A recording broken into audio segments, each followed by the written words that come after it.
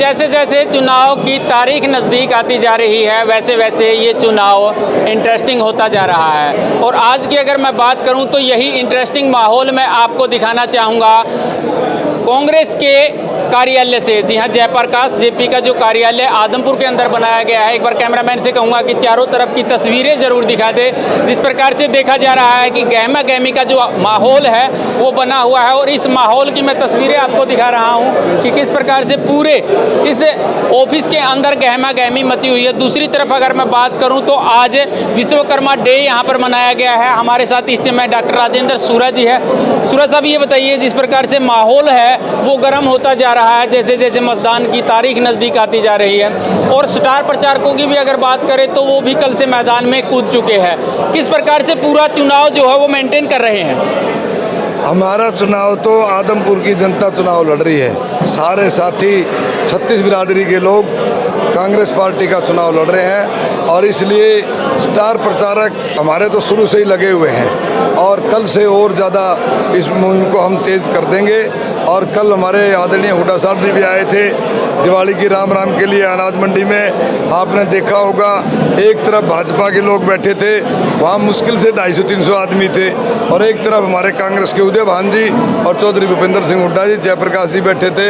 वहाँ रैली का माहौल बन गया था। जी बिल्कुल। तो ये चीज़ दर्शाती है कि हमारा चुनाव आदमपुर की जनता, आदमपुर का भाईचारा हमारा चुनाव लड़ रहा है। एक स्टार प्रचारक का इस आदमपुर की जनता को बेसब्री से इंतजार है, वो दिखाई नहीं दे रहे हैं। चंद्रमोहन बिश्नोई की अगर बात की जाए तो वो भी आएंगे। हमारे स्टार प्रचारक हैं, हमारी पार्टी के कांग्रेस के वरिष्ठ नेता हैं चंद्रमोहन जी भी, वो आएंगे। हमारे स्टार प्रचारक की लिस्ट में है, वो हमारे लिए आदरणीय है बहुत।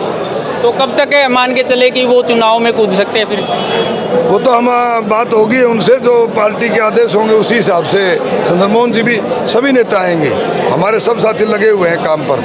जैसे कल हुड्डा साहब ने एक मीटिंग ली थी कार्यकर्ताओं की, उसमें क्या कुछ दिशा निर्देश दिए गए हैं कि किस प्रकार से चुनाव को जो है वो लड़ा जाए?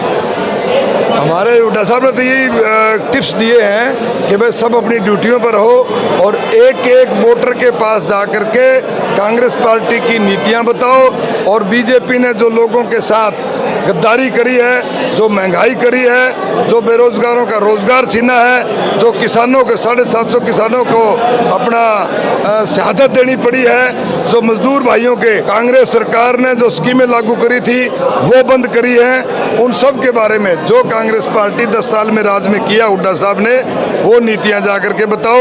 और बीजेपी की जो विफलता है लोगों में, वो जा करके बताओ।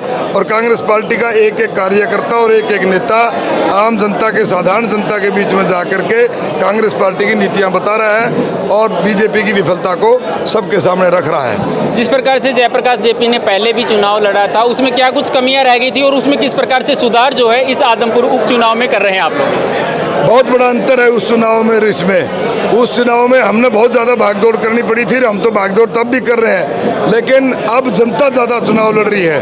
अपने आप आकर के हमारे जहाँ प्रोग्राम होते हैं नेताओं के, चाहे उदय भान जी के हों, हुड्डा साहब के हों, दीपेंद्र जी के हों, जयप्रकाश जी के हों, गीता बुक्कल जी के हों, जिस भी नेता के हों, हमें बदलने पड़ जाते हैं जनता के दबाव में। वो कहते नहीं पहले हमारे चलो, पहले हमारे चलो, पहले हमारे चलो।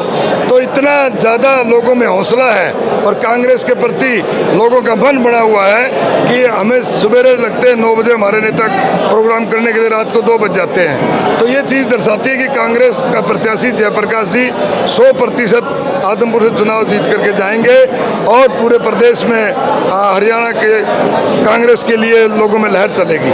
जिस प्रकार से आप लोग कहते हैं कि ये चुनाव जो है जनता पर थोपा गया है, लेकिन कुलदीप बिश्नोई की बात करें तो इस बात को कहीं एक्सेप्ट करते हुए दिखाई नहीं दे रहे। वो ये कहते हैं कि ये जो चुनाव है इसलिए हो रहा है क्योंकि विपक्ष में रह करके इस आदमपुर की जनता का विकास नहीं हो सका था, इसलिए अब सरकार के साथ जाना उचित समझा, और ये उपचुनाव जो है हो रहा है। भाई आप भी समझदार हो यार, कहने को तो आदमी कुछ भी कह दो। कुलदीप जी पहले बीजेपी को गाली दिया करते, पर ये 1.5 साल में विकास कैसे दी क्या कुलदीप जी ने? जब एमएलए बने थे उसी टाइम छोड़ देते पार्टी, विकास करना था बीजेपी से चुनाव लड़ देते। ऐसे विकास के पक्षधर थे कुलदीप जी, तो लड़ लेते बीजेपी से। बीजेपी को चौधरी भजन लाल ने गालियाँ दी, चौधरी भजनलाल ने कभी बीजेपी का नाम नहीं लिया, हमेशा कहते थे ये गंदी पार्टी है। कुलदीप जी खुद कहते थे, उनका बेटा भव्य बिश्नोई खुद कहता है, आप लोगों के वीडियो बता रहे हैं। भैया इन बातों का कोई फ़ायदा नहीं है। चौधरी भजनलाल जी एक शख्सियत थे, वो कांग्रेस में रहे, कांग्रेस ने उनको 12.5 साल मुख्यमंत्री रखा और उनके टाइम में जो विकास हुआ आदमपुर का वो तो हुआ, लेकिन भाई कुलदीप ने और भव्य ने क्या कराया? चौधरी भजनलाल जी का तो ठीक, लेकिन वो भी कांग्रेस के सहयोग से हुआ था। वो विकास कांग्रेस के माने जाएंगे जो चौधरी भजनलाल जी ने कराए। और फिर आप समझदार हो, कुलदीप जी इतनी बड़ी उम्र होगी उनकी भी, मेरे ख्याल लगभग हो गए होंगे 55 के, तो 53-54 के, तो कभी खुद के नाम से भी कुछ कह के वोट मांग लो। चौधरी भजनलाल जी की बैसाखियों के सारे कितने दिन वोट मांगेंगे?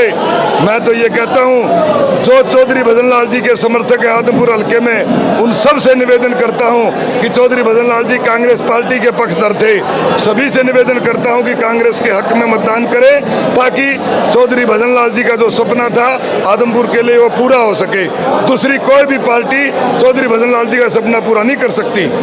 एक सवाल मेरा हर कार्यकर्ता, हर नेता से रहता है कि इस गढ़ को तोड़ने की बात करते हैं। अगर ये गढ़ टूट जाता है तो वो कांग्रेस का गढ़ टूटेगा या फिर भजनलाल का जो गढ़ था वो टूटने वाला है? गढ़ हुआ करते राजे महाराजों के, लोकतंत्र है, लोकतंत्र की परिभाषा ये लोग समझते नहीं है। कुलदीप जी वैसे ही नहीं समझते, रही बीजेपी में चले गए, बीजेपी का लोकतंत्र का कुछ लेना देना है ही नहीं। गढ़ नहीं हुआ करता। इस बार आदमपुर की जनता विकास के नाम पर, रोजगार के नाम पर, भाईचारे के नाम पर कांग्रेस को वोट देगी। कांग्रेस का उम्मीदवार जयप्रकाश जी विजयी होंगे, भारी बहुमत से जीतेंगे चुनाव। अंतिम सवाल है, जिस प्रकार से 3-4 कैंडिडेट जो है वो कांग्रेस से निकल करके गए हैं, साथ में उनके वोटर भी गए होंगे, क्योंकि समर्थक आजकल देखा जाता है कि कैंडिडेट के साथ कई बार चले जाते हैं, उनको किस प्रकार से कांग्रेस में लेकर के आ रहे हैं आप? वोटर किसी के साथ नहीं गया, कुलदीप जी के साथ चला गया क्या वोटर? पता लग गया चुनाव में। कांग्रेस से जीते थे, चौधरी भूपेंद्र हुड्डा के फोटो लगा करके जीते थे, और चौधरी भूपेंद्र हुड्डा गट से यार उनकी फोटो लगा करके जीते थे। और मैं तो एक ही बात करता हूँ, जनता से अपील करता हूँ कि सभी भाईचारा में एक होकर के, जात पात से ऊपर उठ करके, बीजेपी के बहकावे में न आकर के और कांग्रेस का साथ दें, और छत्तीस बिरादरी का लाभ होगा, हरियाणा का विकास होगा, आदमपुर का विकास होगा। जय हिंद, धन्यवाद, जय जवान, जय किसान, जय आदमपुर। धन्यवाद। तो दर्शकों, राजेंद्र सूरा जी हमारे साथ मौजूद थे।